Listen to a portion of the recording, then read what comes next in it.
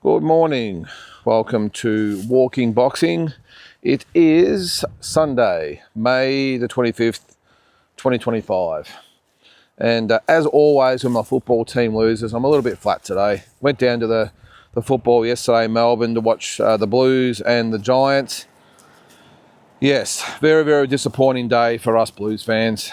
I just don't know where we're going. I really don't. Don't see any upside. I don't see any future. I think we're stuffed. Anyway, there's more to life than football, isn't there? Try telling that to all the disappointed Carlton supporters down there yesterday. But anyway, we move on. On this day, back in 1965, Muhammad Ali knocked out Sonny Liston in the first round in the rematch of the first fight the year before. Was he Muhammad Ali then or Cassius Clay? I think he was Muhammad Ali when he did win the title in 1964. This was a much anticipated rematch, one of the most controversial fights of all time, because Sonny Liston went down like he'd been shot with a right hand that looked like it barely brushed his chin. It was a little overhand right or counter, I think. Sonny might have thrown out a jab and Muhammad Ali's just come back with a sneaky right hand over the top. Didn't look like it could bruise a grape, and down went one of the baddest heavyweights of all time, one of the most intimidating heavyweights of all time, and took the 10 count as Muhammad Ali ran around the ring like a young boy on Christmas morning, didn't he? But that was on this day. That fight took place in Lewiston, Maine for the world heavyweight title, and to this day it's still debated about whether Sonny Liston actually took a dive or not. I don't know, it's hard to say. I mean, there were connections apparently to the mob and all this sort of stuff. You never know, but geez, that right hand that he hit him with, I have grave suspicions that that was a legit punch. But anyway, that is what happened on this day in 1965. In 1972, another heavyweight great, Joe Frazier, defended the heavyweight title when he knocked out Ron Stander in 5 rounds in Omaha, Nebraska. Geez, they used to put fights on in really weird places back in the day, didn't they? I mean, we're talking about these days going to Saudi Arabia and all these types of places. We've had Ali in Lewiston, Maine, and Joe Frazier in Omaha, Nebraska. Of course, that's where Terence Crawford hails from, but pretty weird. All right, now, 1974, Mexican warriors Rafael Herrera and Romeo Anaya fought, and Herrera knocked Anaya out in the 6th round to defend the world bantamweight title. In 1975, Mexico's Miguel Canto defended his flyweight title when he won a 12-round decision over Venezuela's Betulilo Gonzalez. I think that's how you pronounce it. And one last one, 2018, Japan's Kenshiro Terashi knocked out Mexico's Ganigan Lopez in 2 rounds to defend his world light flyweight title. So a little bit happening on this day, especially that Ali Liston one. I'm sure there'll be a few specials and all that on that fight on all the socials, all the magazines or online magazines these days. Can you actually buy magazines anymore? I wonder if you can.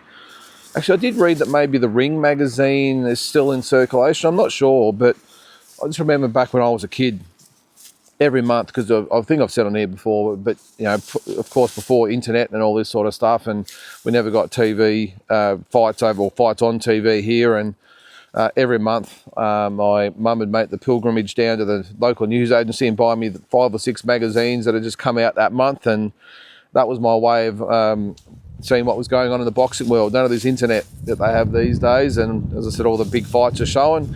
Not so back then.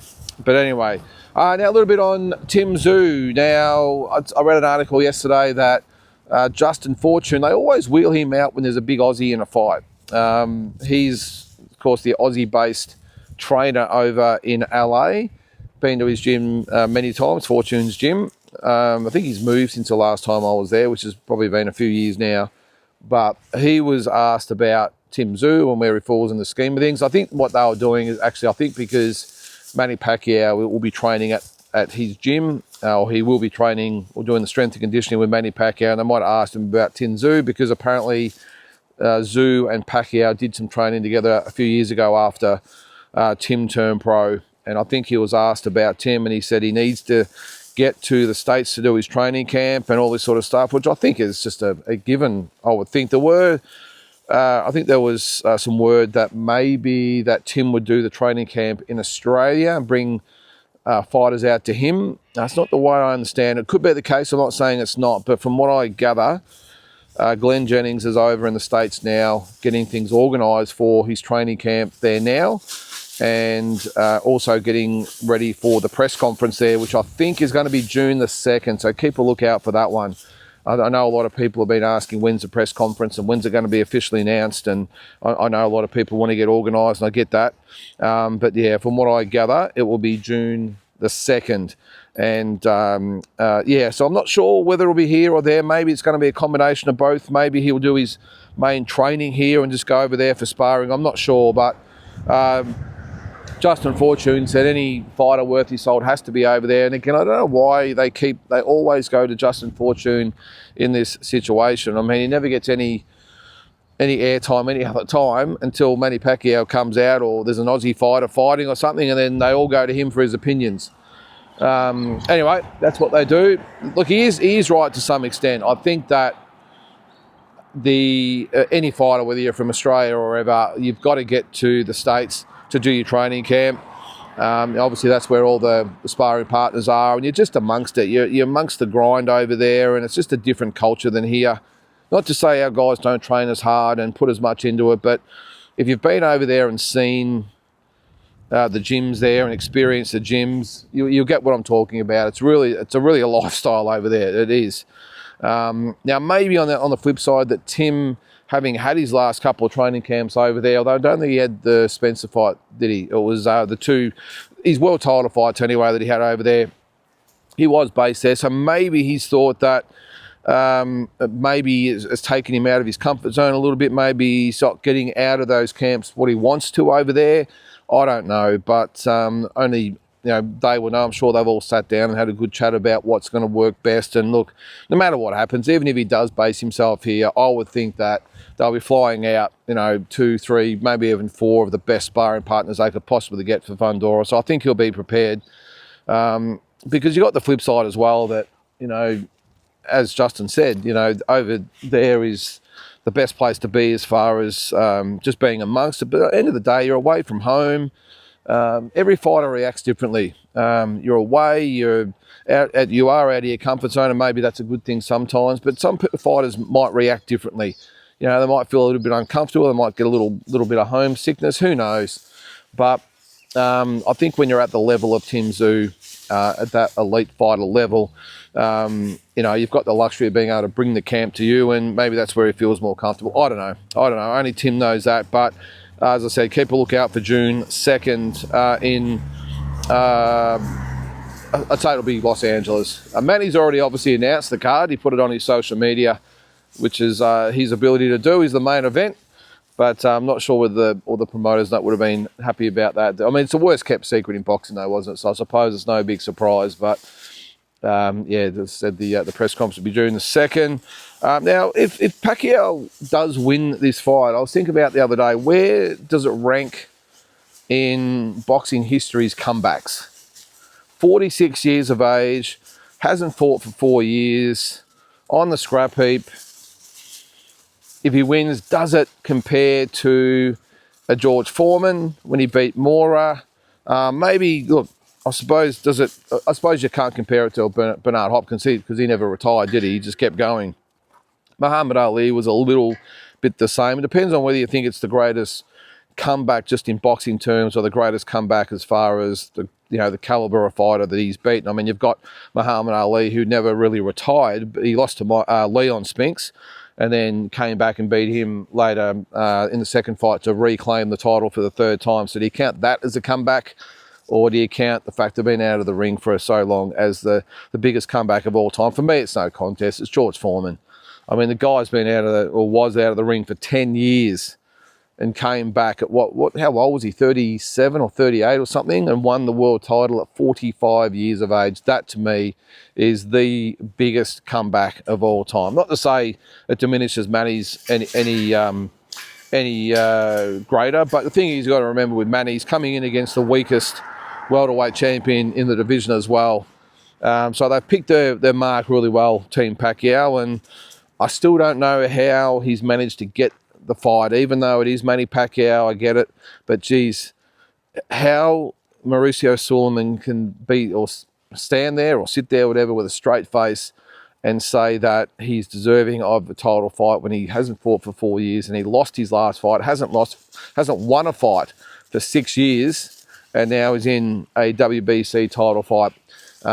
Even the WBC got to have trouble sort of substantiating that or justifying that, don't they? But anyway, he's got his shot, and apparently I did see some vision the other day that it's almost like he hasn't been gone. He's been mobbed everywhere he's gone. He does look a little bit older, doesn't he, though? I mean, obviously at 46 years of age, you're going to look older, but just with his mannerisms, I suppose, just his face looks a little sort of more wrinkled than that now, I suppose, does it? No, not wrinkled. That's probably a bad thing to say. A little bit more worn, I suppose, is the word. But look, as I said, he's picked the weakest welterweight champion, so this is his best shot to win it. The only thing I don't like is he's talking about that if he does win, that he's looking for those big fights. I would hate to see him in there with boots. Even Brian Norman, I don't think would end very well for Pacquiao. But look, it's a free world. He can do what he wants. I wish him all the best. I hope he wins the fight. I really do. We all love the Pac-Man. But on one hand, I want him to win it. But on the other hand, I'm almost sort of like, well, mate, I just hope almost you lose so that you can just call it a day. I hope it's not for money as well. That's the other thing. There's a lot of talk that it's for money. He's given away most of his fortune.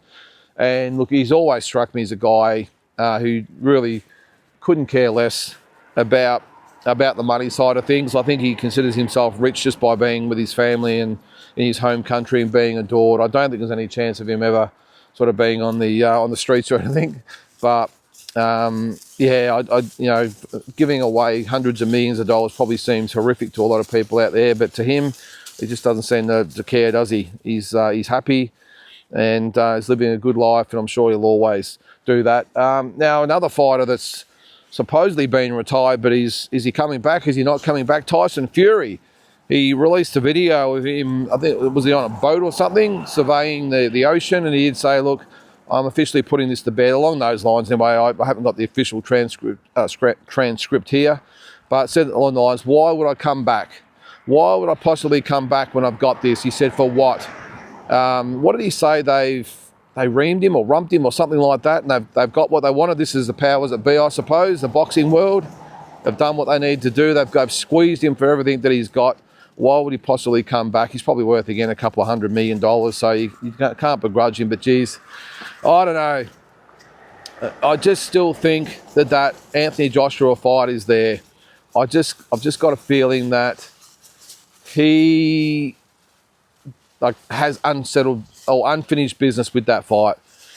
I don't think the Usyk fight makes much sense for him. I think he can almost rest on his laurels with that and say, well, I thought I won both fights, I didn't, blah, blah, blah, blah. But the Joshua fight's never happened, and it's the biggest fight in English history, and it hasn't happened. You've got Joshua saying, let's do it, and he's the obstacle saying no. Now, it'd be different if maybe the fight didn't happen for different reasons. So maybe Anthony Joshua, obviously coming off a knockout loss as well.